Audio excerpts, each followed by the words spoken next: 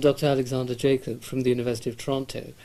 and the subject of my film today is the art of the Third Reich. A few years ago, the topic of the art of the Third Reich resurged into the realm of public debate when the artworks that were stolen by the Allied forces and stored in warehouses in the USA were returned to the Federal Republic of Germany in 1987. While Germany accepted these works with much reluctance, having earlier in 1980 refused to take them back, there's been a steadily increasing focus on these works among art historians and scholars. The BBC produced a documentary film on art in the Reich in 1989, and Peter Cohen a feature-like documentary called Architektur des Untergangs in 1990. All of these works, however, are beset by the prejudice that since the culture of the Reich was propelled by anti-Semitic doctrines, it must therefore be dismissed in the final analysis as evil when not mediocre. Few people have attempted to appreciate the culture of the Reich within its own terms and sought to derive salutary lessons from its ethos. The purpose of my film is to do precisely that. It is understood by most people now that the Reich was not merely a political movement, but above all a cultural phenomenon. This unique quality of the Reich was due mainly to the artistic vision of its Führer, Adolf Hitler. Hitler began his career as an artist, and even though he was denied admission into the Fine Arts Academy in Vienna, he earned his livelihood in Vienna by selling watercolors to the Viennese public. The keen sensitivity to landscapes and architecture that Hitler reveals in these works, even though he was quite deficient as a portrait painter, leaves one in no doubt at all about his artistic virtue. Eschewing the modernist modes of his time for a more realistic sort of representation, Hitler's views of the Austrian countryside and of the historic churches and public buildings of Vienna are harbingers of the greater vision of a new Germany, rooted in its venerable past and in its fertile soil that was to be partially realized by his political leadership during the 12-year Reich. The greatest single influence on Hitler's cultural and political ideology was that of Richard Wagner, whose operas Hitler watched in his youth with an extraordinary religious emotion. In fact, Wagner's doctrine of a Gesamtkunstwerk was put into effect by Hitler for the first time on a national scale. Wagner, we may remember, had pointed out in his essay, The Artwork of the Future, to the folk, or the people, as the bearers of all true culture. And I quote, "All great inventions are the people's deed, whereas the devisings of the intellect are but the exploitations, the derivatives, nay, the splinterings and disfigurements of the great inventions of the people." The Wagnerian folkish ethos was necessarily an anti-communist one, such as Hitler's two wars. The constant emphasis on the folk in Wagner is not on the degenerate rabble of the proletariat, who represent the residue of the artificial mechanical civilization created by the egoistic exploiter of the society, but on the natural products of the soil and the nation. For the authentic folk are those who feel the need of fulfilling a collective national identity. In order that the folk may fulfill its mission of redemption, Wagner realizes the need to destroy the conditions of degeneration which suck out their life sap from the squandered powers of the people, so long as these conditions, themselves unable to create,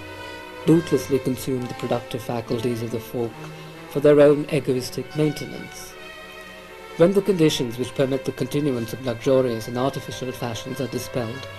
then of themselves are given the conditions which allow the stilling of the necessary need of man in the teeming overflow of nature and of his own productive human faculties. He characterizes the great united artwork of the future as one which must gather up each branch of art to use it as a mean, and in some sense to undo it for the common aim of all, for the unconditioned, absolute portrayal of perfected human nature. In the essay German Art and German Politics, Wagner points to the specific universal virtue of German art, as opposed to the French, which had won favour with the Prussian princes from Frederick the Great's time. And I quote him again, "The renaissance of the German spirit,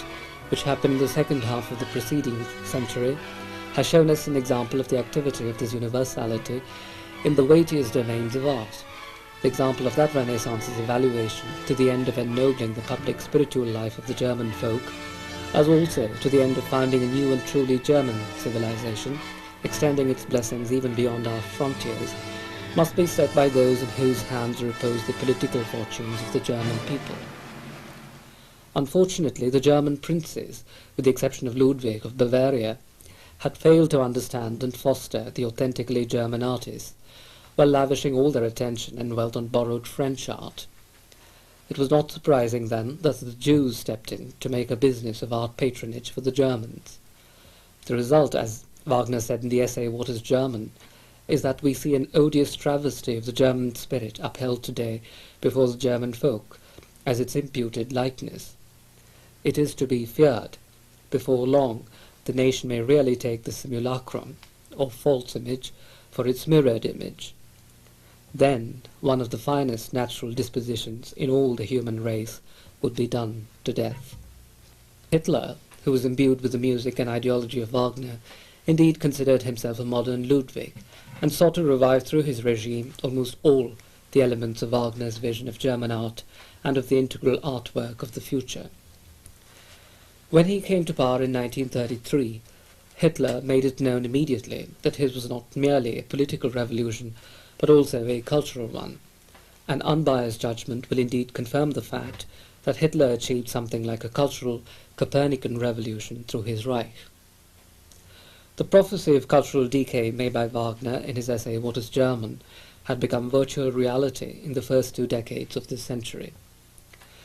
It must be remembered that the Weimar Republic that Hitler overthrew when he acquired the reins of government was one dominated by Jewish intellectuals, artists, as well as politicians. The Golden Twenties had been imported with great success into Germany from America by the Jewish impresarios of the time, and jazz, Negro dance, and vulgar cabarets flourished in an atmosphere of heady and mindless modernism. In the visual arts, the ruling taste was one originally derived from French Impressionism and its offshoots, Fauvism and Cubism. The group of German painters who called themselves Die Brücke and a Blaue Reiter in the first decade of the century included celebrities such as Emil Nolde, Ernst Ludwig Kirchner, Franz Marc, August Marke, and Wassily Kandinsky. The second decade saw the formation of Expressionism proper, under the leadership of Albert Weisberger, Nolde, and Marc. The rage for avant-garde art grew apace in the 20s, which also marked the high point of the famous Bauhaus movement founded by Walter Gropius. However, Expressionism too was seen to be a transient artistic phenomenon, but it too was superseded by another fad called Neue Sachlichkeit, or New Practicality, propagated by such artists as Alexander Carnot, Guido Joseph Kern, and Franz Radziwill. The falsity of the pseudo-idealistic pretensions of Expressionism, the chief artistic movement to emerge in Germany between the wars, is evident in the Jewish artist Ernst Ludwig Kirchner's attempted justification of Expressionist symbolism as significative somehow of the Germans' romantic concentration on the inner imagination rather than on external beauty. As he says, the forms of visible nature serve the German as symbols only, and he seeks beauty not in appearance but in something beyond. Even a cursory glance at the works of Kirchner, however, will reveal that his art is not German art at all, but rather Jewish and Negroid. The same may be said of the work of Chagall and Kokoschka. The unfortunate aspect of the new Jewish Bolshevist culture was that it had drawn many German artists too into its ranks, such as notably Emil Nolde, Georg Gross, and Otto Dix, artists who had suffered the battle wounds of the horrendous First World War. It is interesting to note that some of these avant-garde artists even ingenuously allied themselves with the National Socialist Party, not seeming to realize the cultural aims of the latter. Carnot joined the NSDAP in 1932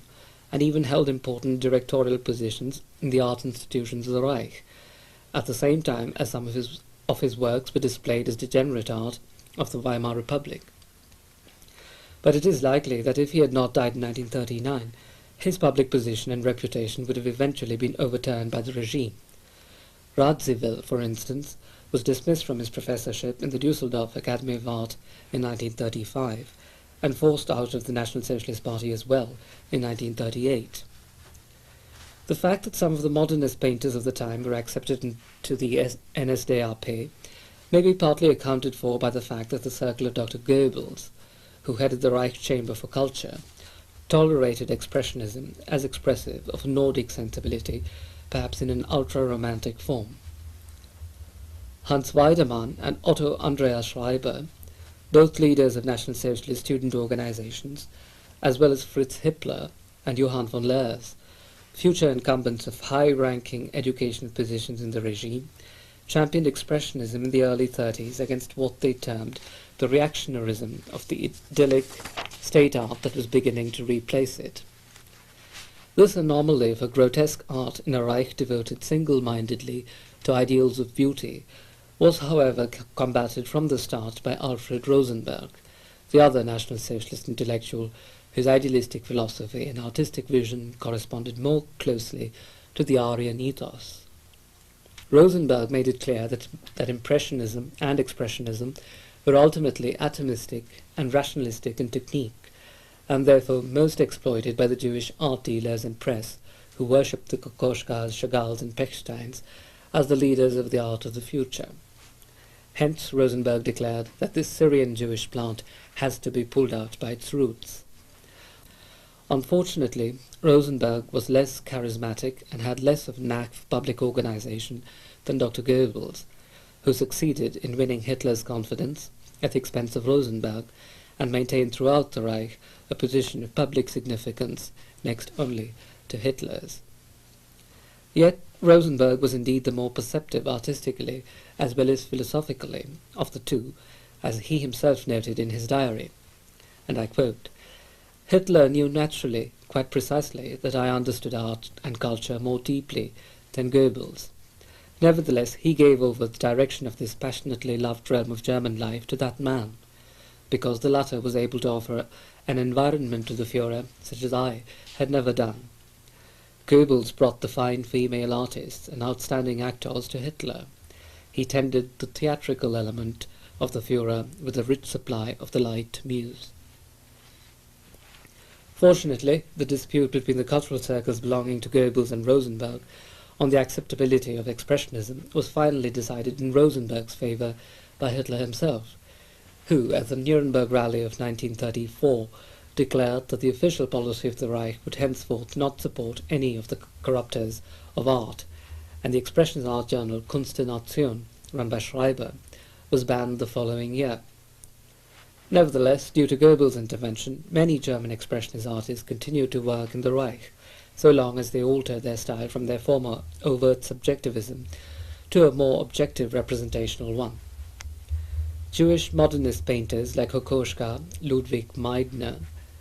and Hans Katz, on the other hand, fled from Germany soon after the National Socialist accession to power in 1933, when increasingly stringent anti-Jewish laws came into effect. The eradication of the Jews from the social life of Germany and later Europe was a preliminary condition of the rebuilding of Europe on the basis of Aryan culture. Hitler's Reich was the most elaborate and consistent effort of the racially conscious Germans to revive a culture that had succumbed to the disintegrating Jewish influence in almost every field. In his speech of 1935, Hitler revealed the moral and regenerative significance of art in the Reich when he declared, "But never is it more necessary to lead a people to this unending force of its eternal inner character and being than at the time when political or economic cares might only too easily weaken its faith in its higher values and thus in its mission." The vital link between culture and morality is reinforced in his characterization of art as the visible demonstration of a people's higher values, which, as experience of history shows, still remain, after millennia, the indestructible witnesses not merely of the greatness of a people, but at the same time also of the people's moral right to life. This is, in the final analysis, the reason of the Hitlerian attempt to eliminate the Jewish presence in Europe since it had shown itself throughout its history as a wandering tribe incapable of producing an indigenous culture of any lasting significance, and, on the other hand, one merely seeking to disintegrate the prevailing cultures of its host peoples in order to ensure both their social existence as equals among degenerates and their ultimate financial exploitation of the degeneracy that they themselves have either introduced or encouraged. As Hitler put it, the Jews, infected through and through with capitalism and acting in its spirit, never possessed an art of their own and never will possess such an art. Although over long periods this people, more than others, often had at its disposal vast individual fortunes and material wealth, it could never rise to the production of a style of its own, either in architecture or in music. Even for the building of its temple in Jerusalem, it owed the final plan to the help of foreign architects, just as today the erection of its synagogues is entrusted to German, French, or Italian craftsmen. Hitler followed Wagner's thought in maintaining that all great art is the expression of the community of people or folk. Art for art's sake had merely resulted in dirt for dirt's sake. While a realistic artistic ethos may wish to represent the ungainly along with the beautiful, the former element can be used only to point to the excellence of the latter, and not as a glorification of ugliness itself. As he said, it is not the function of art to wallow in dirt for dirt's sake, never its task to paint men only in the state of decomposition, to draw cretins as the symbols of motherhood, to picture hunchbacked idiots as representatives of manly strength. It is not surprising, therefore, that one of Hitler's major cultural directives was the organization of an exhibition of degenerate art in 1937, which toured German cities for 4 years. The exhibition was even accompanied by a lecture by Dr. Schulz in Hamburg on the similarities between the distorted forms found in modern art and the unnatural deformations of human monstrosities. Cretinism and prostitution had indeed become idealized in the modern art of the Weimar Republic, and clearly could not be tolerated by a healthy regime. To the objection that such strict artistic prescriptions are tantamount to a curtailing of artistic liberty,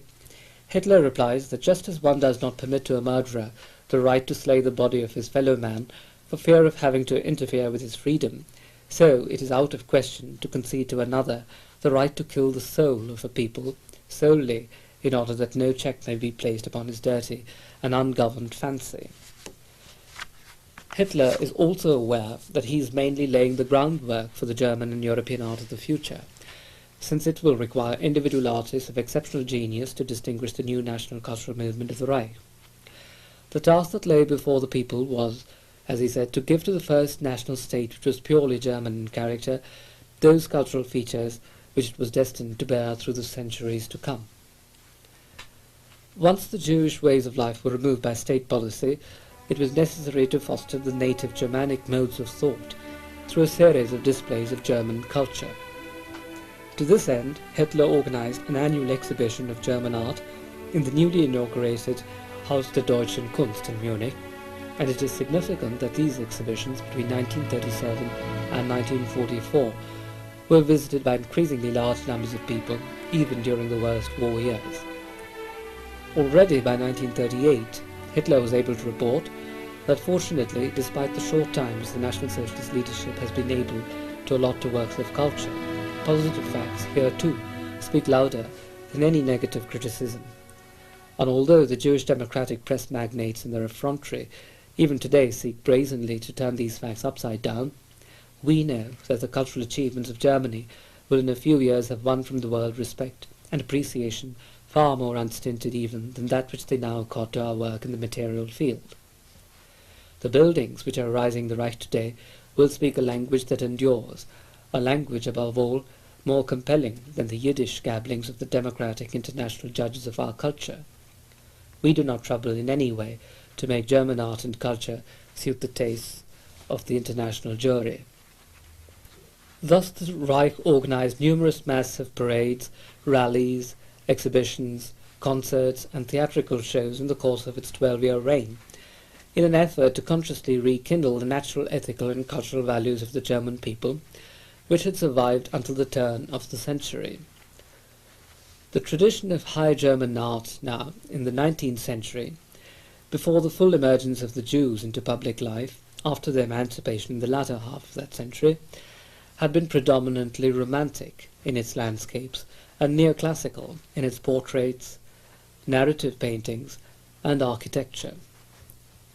The art of Caspar David Friedrich was the epitome of the German romantic spirit. In his breathtaking landscapes, the image of man is never quite absent, but always shown in its actual diminution, faced with the awesome majesty of nature. Through these contrasts, Friedrich pointed to the spiritual development that man, the microcosm, should undergo in order that he may overcome the limits of his restricted reason through the spirit,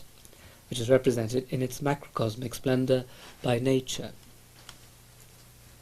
The sublime in art, as the philosopher Kant had pointed out, thus forces the soul through fear to measure up to the infinity of the divine universe. The moral significance of Friedrich's landscapes is reinforced also by the employment of religious motifs, such as a crucifix or church spires. It should be remembered that Friedrich's Christian symbolism is not that of traditional Christian art,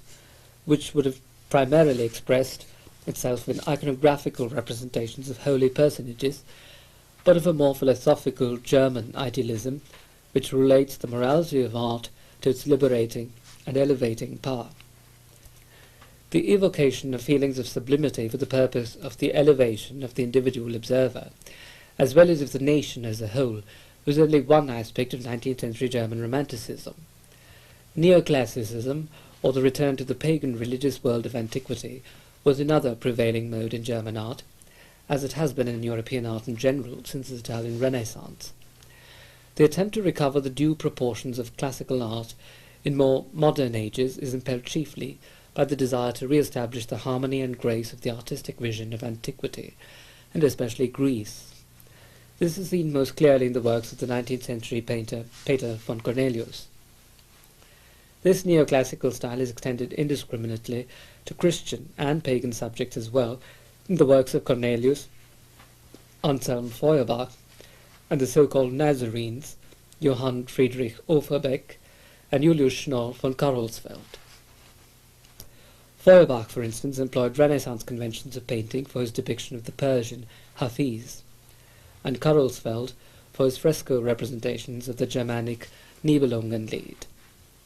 German mythology and folklore formed the principal subject of the works of Moritz von Schwind, while portrait painting was perfected by Franz von Lenbach in his pictures of some of the most illustrious Germans of his times, such as Bismarck and Wagner.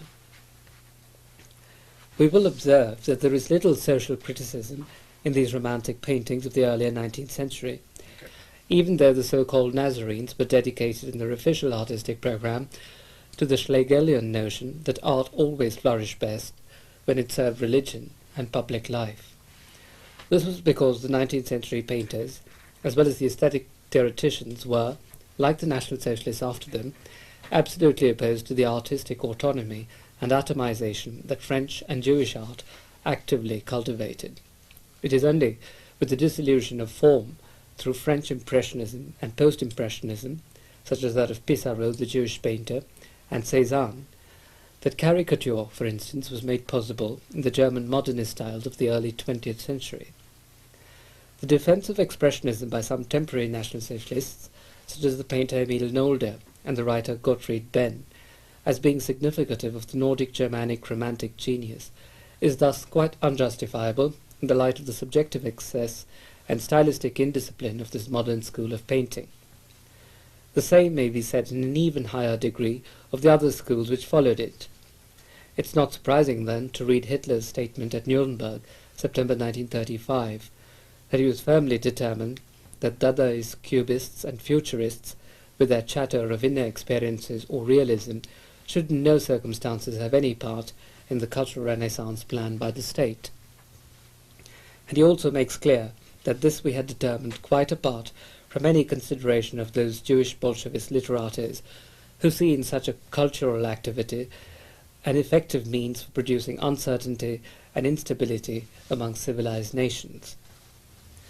The arts of the Reich are marked by the predominance of the idealism, both romantic and neoclassical, and the nationalism which characterized the art of the 19th century, except that these styles were now fostered everywhere by the regime as an official ideology, to preempt any lapses into the errors of the previous regime. The idealistic quality of 19th century landscape painting and portraiture is, after the horrid distortion suffered by it in the Weimar Republic, once again restored in the Reich. In the representations of nature as well as of man, the artists of the Reich focused on the essence of their objects so as to reveal to the viewer the divinity innate in both man and nature. In landscape painting, for instance, we notice the revival of the romantic force of the sublime in the works of Willy Kriegel, especially in his cycle of paintings entitled Die Tageszeiten, or the Times of the Day. Similarly, Oskar Mullei's painting of a Kleinbauerngehöft, or little farm beside the mountains, highlights the spellbinding power not only of the mountains, but also, by analogy, of the authenticity of life represented by the simple farmhouse. The peasant world is especially favoured as a subject among the artists of the Reich, since it embodies in an elemental way the metaphysical laws of nature, with their eternal cycle of seasons, growth, decay, and rebirth. The peasant pictures of Sepp Hilz are particularly noteworthy, since they celebrate peasant life in warm interiors which glow with the tapestry-like delineation and colours of a pre-Raphaelite painting.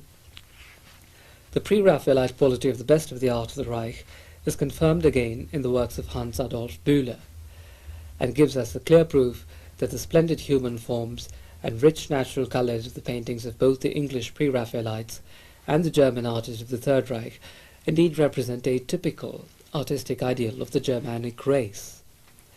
The romantic reversion to the medieval world in both pre-Raphaelite art and in the art of the Reich